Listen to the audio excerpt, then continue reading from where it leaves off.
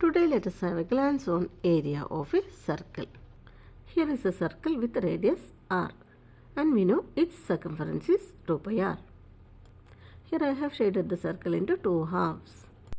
Then the length of these arcs will be half of the circumference. If I divide the circle in 8 sectors and arrange like this, you can see the shape thus formed is roughly a parallelogram. And what about its top and bottom lengths?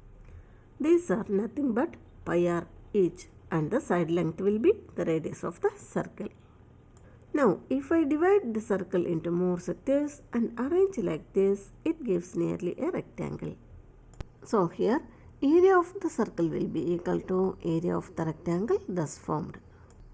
That is equal to length into breadth, that is equal to pi r into r, equal to pi r square.